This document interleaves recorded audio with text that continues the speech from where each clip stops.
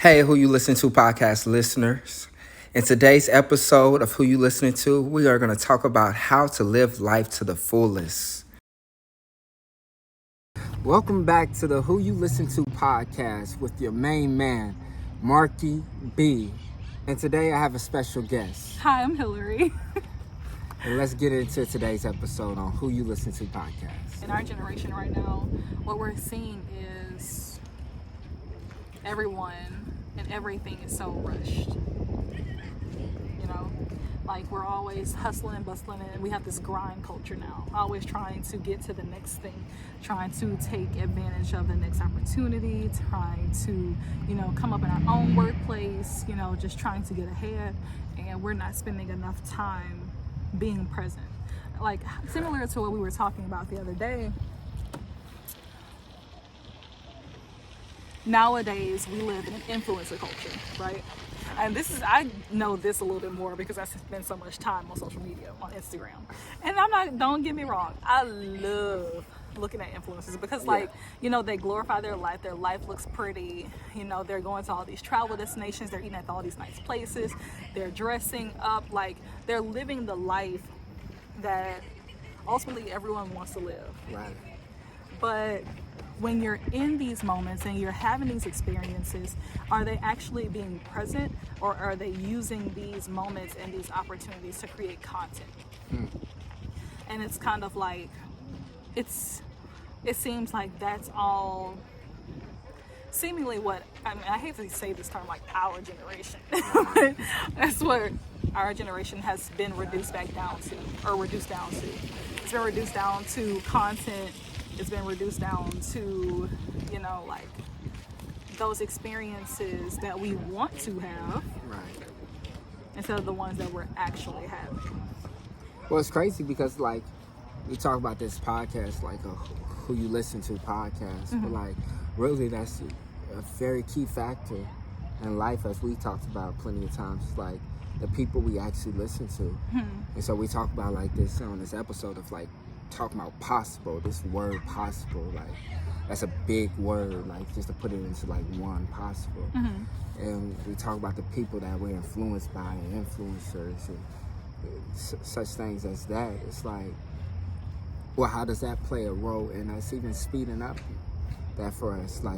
We see different influencers, we see different people, we have aspirations that sometimes don't get spoken for. It sometimes looks like, well, you're just doing random things, but it's not really you doing random things. You're just trying to figure out what the possibility and possible things that you have according to your life. Right. And So that's a perk of the influencer culture, right? They show us that this life is possible. Right. Because there are perks that come with it. While they are taking themselves out of present moments to create content, they are opening themselves up to more opportunities of possibility, more opportunities to be noticed and to have these experiences and to ultimately build this life that they want. Right. That life of possibility, that life of being able to, travel when you want to travel, because ultimately that's what we all working towards. Nobody wants to actually be a job. Raise your hand, you want to be in a 9 to 5. Nobody's raising their hand. Nobody. Nobody's raising their hand and stuff. Even if you are on one of these jobs, because nowadays I'm starting to see unlimited PTO, oh, that's nice. But why do I have to work for that? So I think it's still creating a life of possibility. My only curiosity, not concern, because I was going to say concern.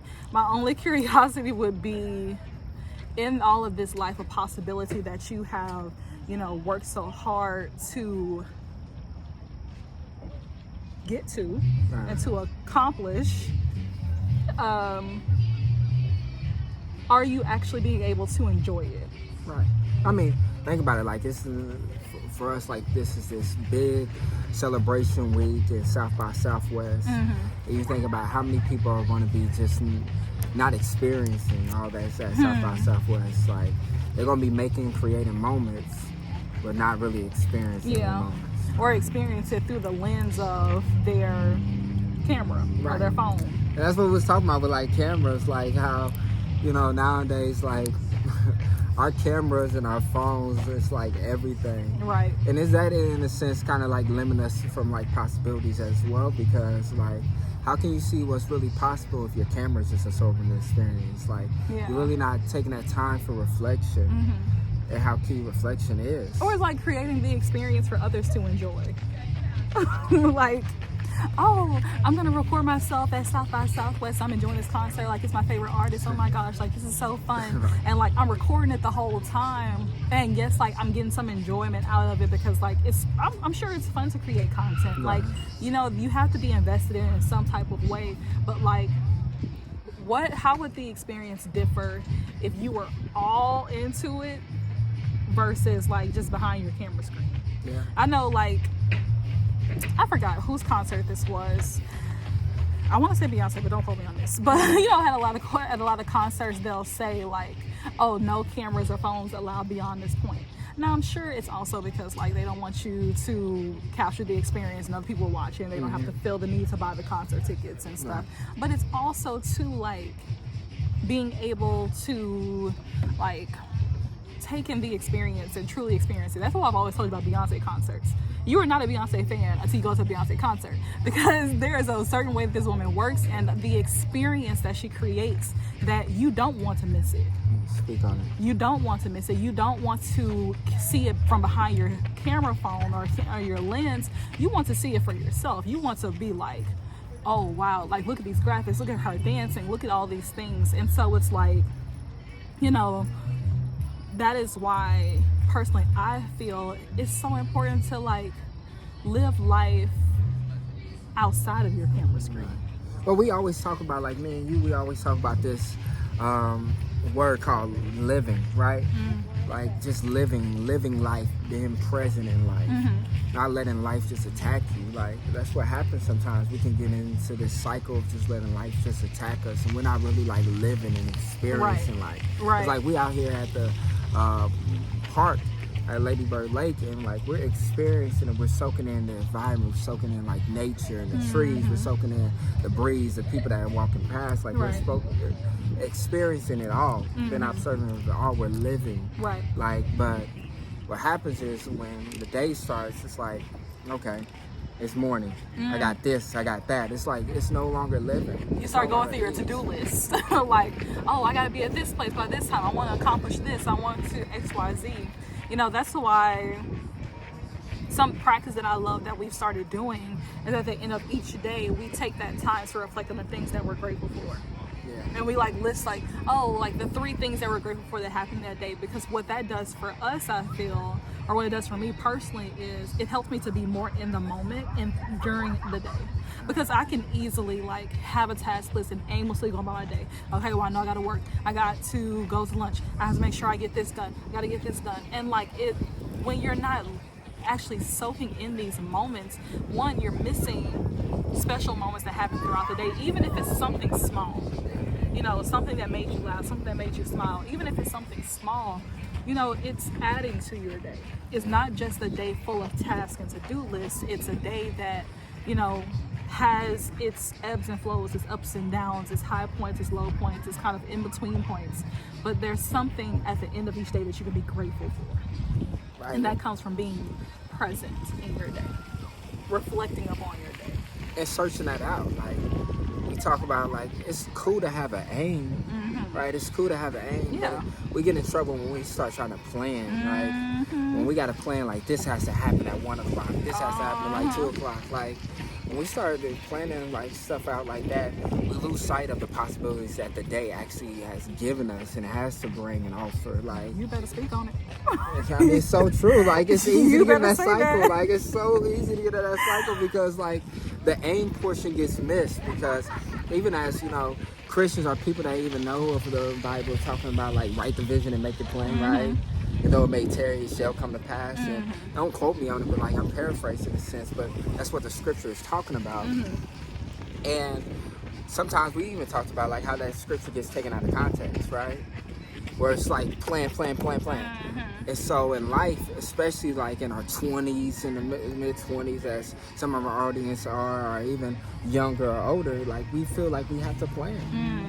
We get in that cycle like we got to plan this, we got to plan that. and then you lose sight of all that the day has to bring. It kind of goes back to that hustle culture that we've been talking about, though. Like, well, I gotta have a plan. I gotta attack the day. I gotta get this done. And like, we've stopped looking at our day through a lens of opportunity and possibility and just being present. And instead, we look at our day through a lens of it being a task list of things I have to get done. Right. And so, like, I mean, a way that you can balance them both, because you still want to have a purposeful day. You know, there are people that thrive off of their days being productive, and I get that, because nobody wants to feel as though like you wasted the time that you were awake. But what if we instead looked at the day through, okay, I want to set an intention. Right. I wake up in the morning, have my morning routine or whatever. I'm going to set an intention. My intention for today is to, you can set intentions to, like, an intention by category. Self-intention. So I want to get 10,000 steps in today. Work intention. I want to make sure that I complete this task and send it off to whomever. Like, you know, breaking our day up into its categories and its domains, but setting an intention for each. You know, that's going to help you to feel accomplished and feel productive, because you're going to be working to get those things done, but also you're going to be like putting into yourself. If I know I'm setting an intention to get 10,000 steps in a day, I'm not going to be sitting at my desk. I'm not going to just be sitting aimlessly. I'm going to make sure that I'm up, I'm moving, I'm walking, I'm doing something to get those 10,000 steps in. Right. Because you already set that intention. But I notice it, like when you hear you speak, one thing I want to note is that you said, I'm setting intention to do 10,000 steps a day, right? Mm-hmm. You didn't say when you was doing 10,000 steps a day, right? It's when we get in that part of when. We get in this part of like control, like control. And yes, we should have a plan for our life. We should have an aim, going back to aim, but we do not control our life. No. And get me when I say that, because like people might be like, control our lives. Like, well, you got to control yourself. Yes, we should have self-control, right? Come on, people. Yes. Like, we should have self-control. But what I mean is that when we start to put like a period at a point that is not a period, or put like a plan in place that was not a part of our lives, then that's where we get messed up.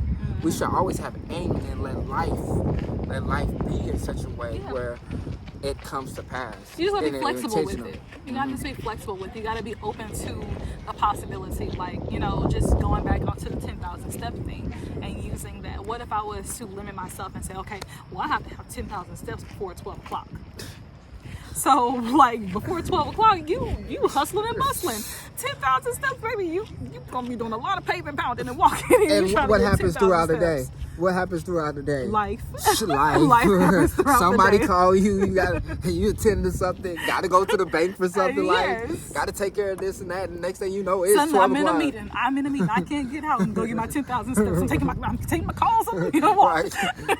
Taken away from work time in the workplace. Get your steps in. Like, determined for that 12 steps. You could have got in later. Like, Exactly. It's just like, that's the type of, you know, stuff that we end up doing at times when we just have that control mindset. When the control comes from having an aim. Like, you shouldn't be aimlessly aiming for nothing in life, right? Right.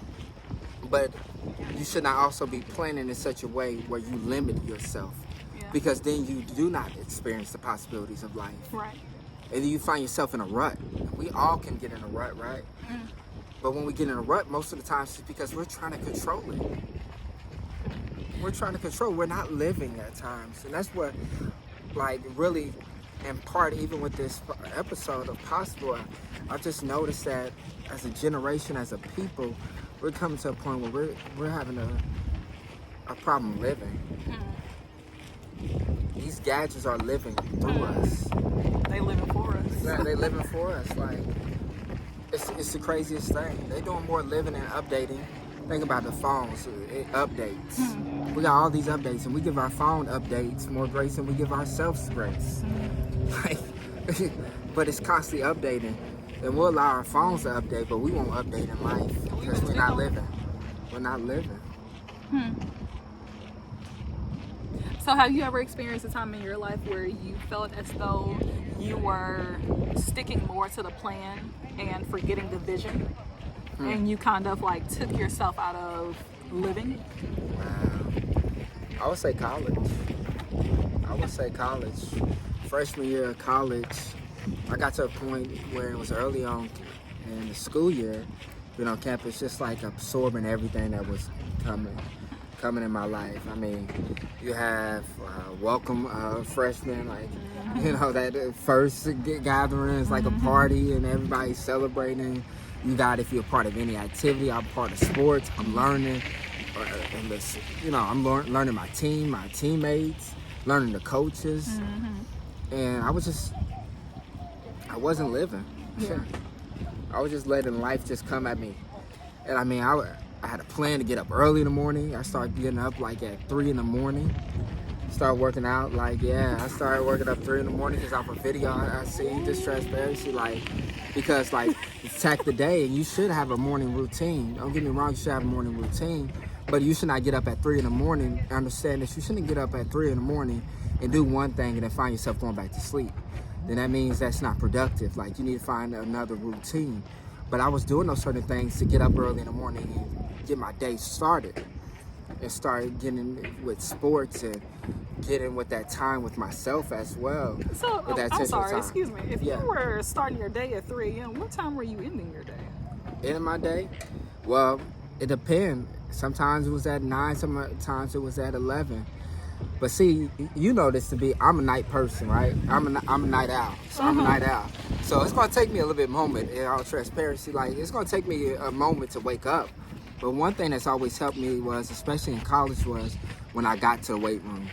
When I got into our gym facility, I don't know what it was. Once I lifted up like the first weight and start running, I was good. Or we used to have where staff members used to play basketball games. Every now and then, early in the morning. And I would say, if you have something like that, try to take advantage of it. Don't force yourself to do it. But like, you got a chance to get to know the professors. And some of my professors were really dope. Like, really had like a cool heart. You get to know the human being more than just the individual you see in the classroom. And a lot more campus has those opportunities than you know of. But some of these professors are getting up early in the morning to work out because they really don't have that much time throughout the day as a professor. They're not living. They're not living, right?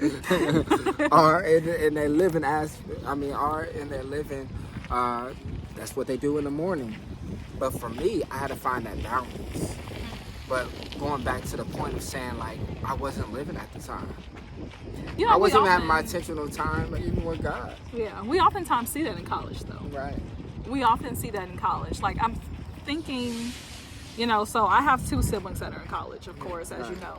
And I have a brother specifically who is an athlete. And, you know, when you are an athlete in college and you're playing on a collegiate level, you're seeing like, oh, I got basketball games, I got workouts, I got practice, I got class. It's like your whole day is taken up with your to-do list. And I remember at the beginning of the year, because he's a freshman, whenever he was first going in, I told him to make sure that he finds something that he does just for himself. Like, what is going to be that thing that you do and that you consistently do every day, every other day, however frequently, but what is going to be that thing that you do to take you outside of your to-do list for the day? Right. You know, like for me, I'm a walker. I will go on a walk in the afternoons and the evenings, and I may be out there for like, I've been out there for 2 hours one time, y'all. Like, I may be out there for a while, but that walk, it does 2 things for me. It allows me to decompress and have that time for myself, but then it also allows me to get that exercise and that fitness part in for myself.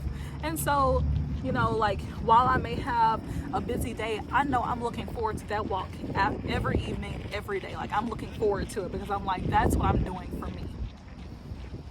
But I like what you're saying with it, because like, you found your own routine, but you didn't force it again. Like, you got your walk in. Like, it's not a matter of like, you know what, if I don't walk, once again, I'm just gonna say, like, if I don't walk at 2 o'clock because my schedule or school schedule is like that, or like my work schedule is like that, it's not a matter of that. It's just taking that intentional time to just live and be like, you know what, I'm gonna go for a walk. Yeah.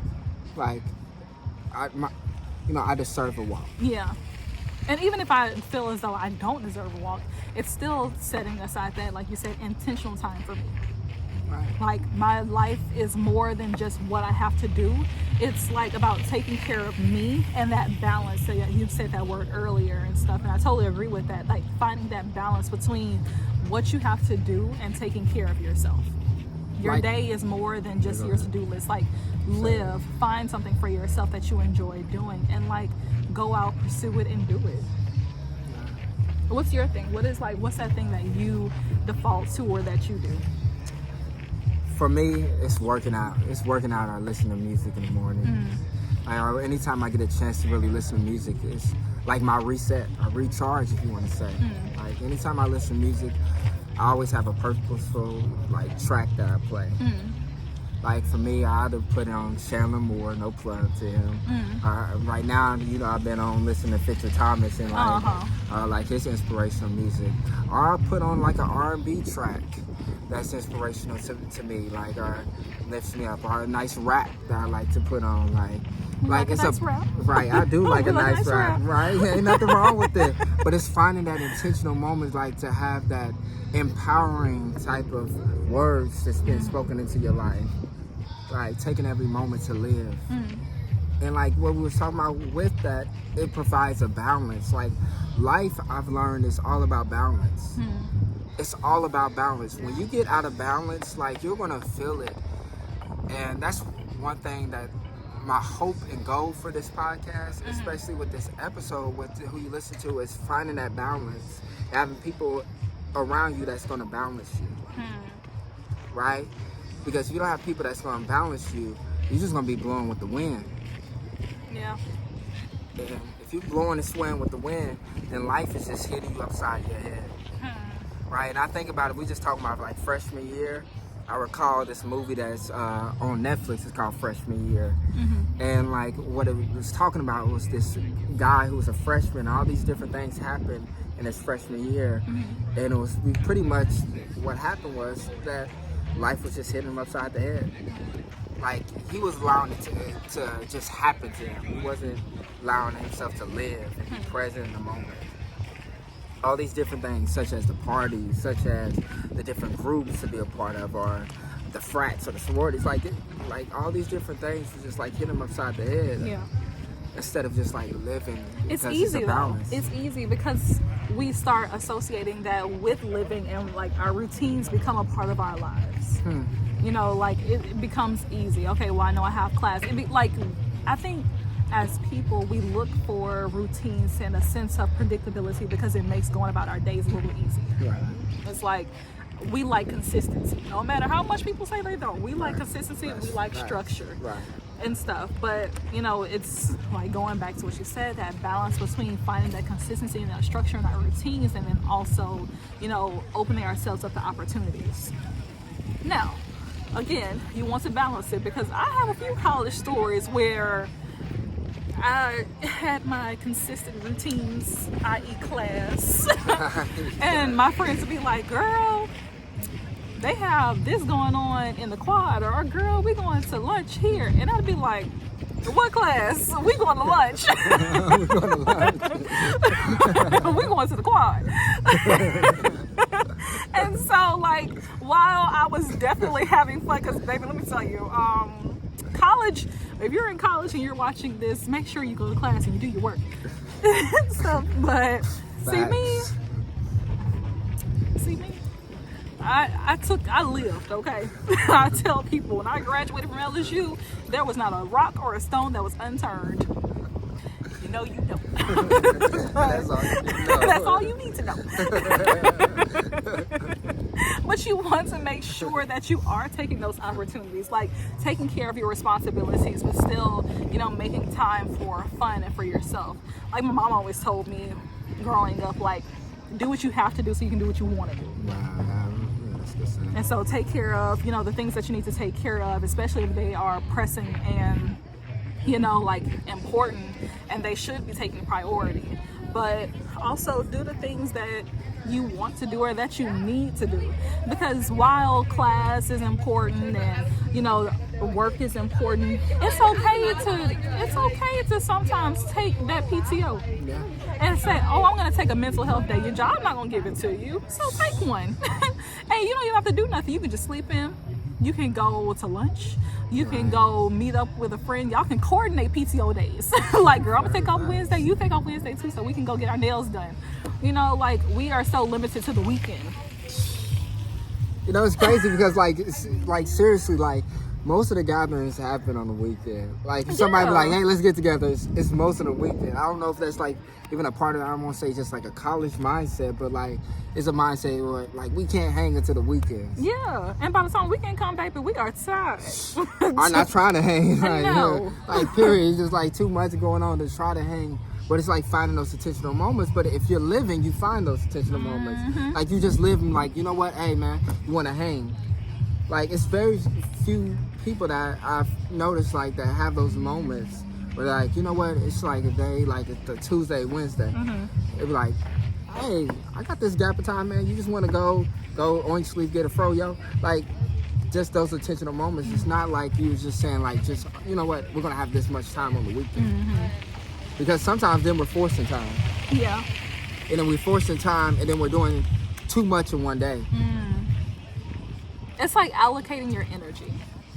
It's allocating your energy. So if you know, like, okay, I'm at work and I know I'm here from, I don't know, 9 to 5. Right. But I'm only going to be productive for about 4 hours of it.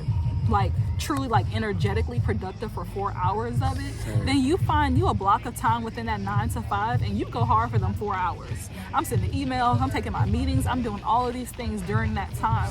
And when you are off of work or even when you are at work, finding that time to, you know, have that moment to yourself. I know I'm a TikToker. I would be at work, I would either make a TikTok or I would be on TikTok. And it's like I was still doing something for me and like taking that necessary rest period and rest break and stuff, because we're not robots. We're not meant to work all day. We're not meant to have, That's you know, the biggest lie to be told. Be like consistent, like pushing it. Like, no, like it's okay to take that time to say like, okay, I'm gonna take a step back and I'm gonna take a lunch, not a working lunch. Like I'm going to take a lunch where I just eat. I will be on my phone. I'll be social. Like I'm going to do that. But it's all about how you allocate. It's all about how you allocate your energy. You know, like productivity is really about your energy. How much energy do you have? We're going back to that's a key part of like who you listen to. Like it wasn't so much talked about, or what if it was talked about, it wasn't explained that in life you have to learn how to allocate your energy. Like that's how sometimes we can find ourselves just like reaching a stump or just a stuck place, because like we not allocating our energy. We're giving our energy to everything and anything, and then we're tired for the things that we need to put our energy towards. And the people we need to put our energy towards. Yeah.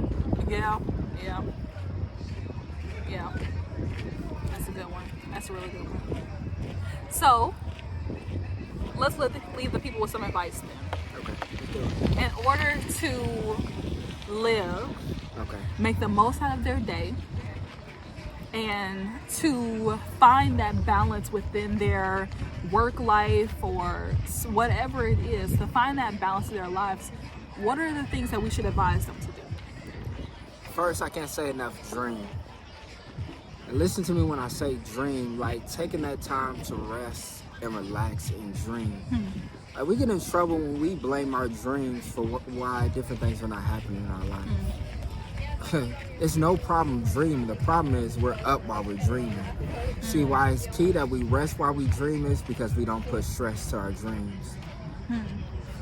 We let our dreams be, because it's going back to what we talked about earlier, aim, and then letting God do the rest of the planning. Like when we just have an aim and set out our dreams, like we understand that at the end of the day it will come to pass. But we don't allocate a certain date or a time that it has to come to pass. Right.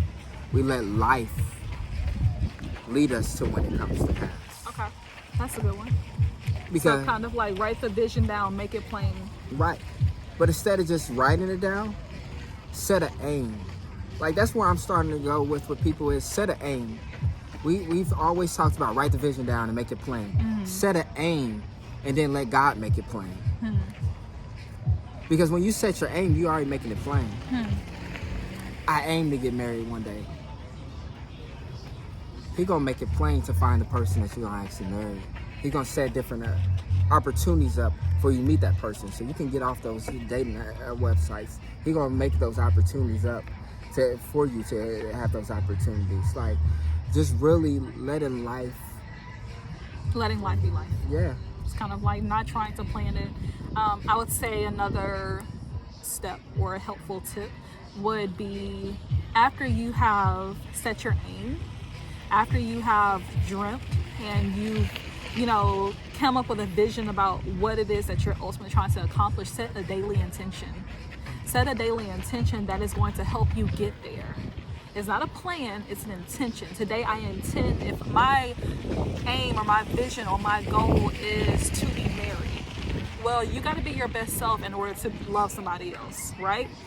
Okay, so my intention for today is I am going to work on my fitness. I'm going to work on something that I want to work on that is going to help me better myself and help me find my middle ground. So I would say get in the habit of each day setting intentions and having that time at the end of each day to reflect back on, did I accomplish my intention? Was I close? Was I far off? Did I was I in the headspace to even achieve it at all today? Set that intention and reflect up on it. Yeah, that was the next point I was gonna go to, reflect. Mm-hmm. You can't do enough reflecting in life. Take moments to really have some good, deep, or short reflection moments. Like that value of what you gain from reflection will help you moving forward throughout the day and also in your life. Because now you're taking notes on what life gives you. Because life gives you life lessons. But when we don't take advantage of those lessons, they become missed or they become recycled. Right. Take advantage of living, reflecting, and getting the lessons that life has for you. That's a good one. Let's see. Put your phone down sometimes. Put your phone down sometimes. What is that thing that is taking you out of the present moment? Find intentional ways to be present. If you have to, go on a social media hiatus, if you need to take a mental health day from work, if you, like I said, need to put your phone down, do that. Pick up a hobby, something that is going to get you out, talking to people, meeting people, seeing new things.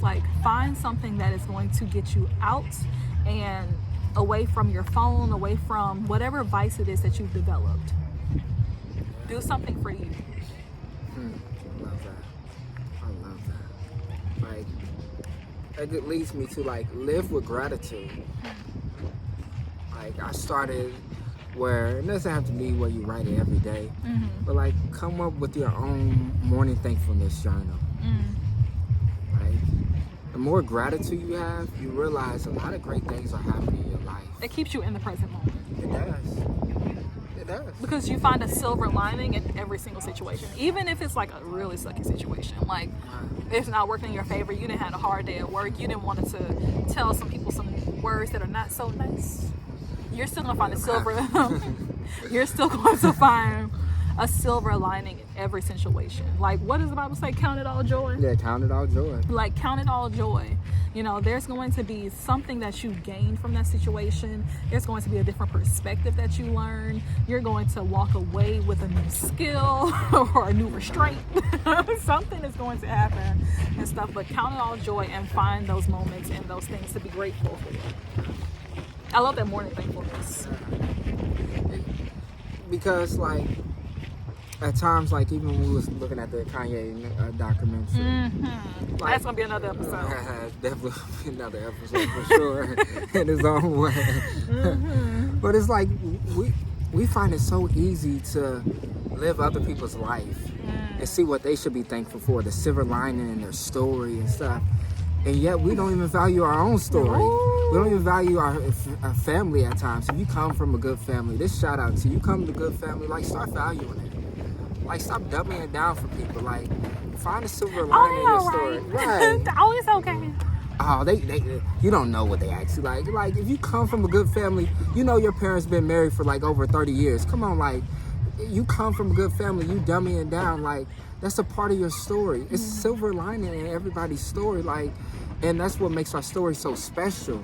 And that makes you special as an individual. But why is it that we find it so easy to find a silver lining in other people's story and don't find it in our own story? I guess sometimes because we're looking for inspiration. We're looking to be inspired.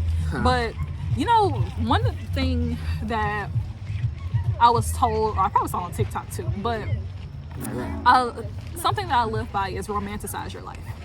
Like, look for, when you are just getting your Starbucks coffee, ooh, this the best drink of coffee, this the best tea I had ever had. Like, take your Instagram pictures, put a little filter on it, take a picture of yourself with it. Like, we got Uno cards right here. I'm taking a picture of my Uno cards, like, look at me about to win and beat him in Uno. Not happening.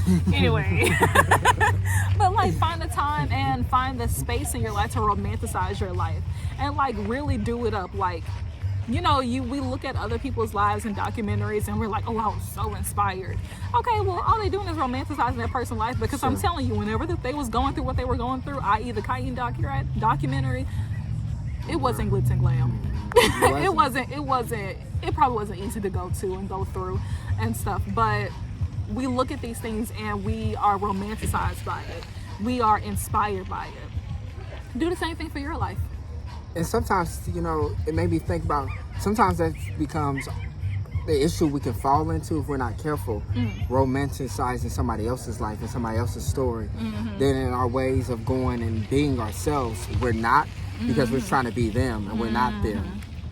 All right? And so we start doing things or acting a way that they would act. Oh, so-and-so got this opportunity, they did it like this. Well, you don't know what battle so-and-so had to fight to do that. You don't know, maybe if they have to compromise their own morals. You don't know. But if you focus on your own self and romanticize your own life, set those intentions, reflect, find the things that you're grateful for, you know, have your vision, have your aim. I'm telling you, like, watch how your life shifts. Because ultimately, you're looking for a shift that is going to lead you into the life that you deserve to live. Not that you want to live, that you deserve to live. Because a life of splendor, rest, peace, it's not something that, you know, life is going to just hand you freely. You deserve to live that life. You are deserving of the peace and the abundance and the blessings that life has to offer, all the opportunities, the possibility. You deserve those things. And so follow those 5 steps and watch how you can shift into living that life that you so rightfully deserve. Because you're worth it. You are. You deserve it. And remember, it's a key on who you listen to. Who you listen to. And with that, this was the Who You Listen To podcast. I am Hillary, and this is your host, Markey B. This is the Who You Listen To podcast. Look forward to it next time. All right. We'll finish our day.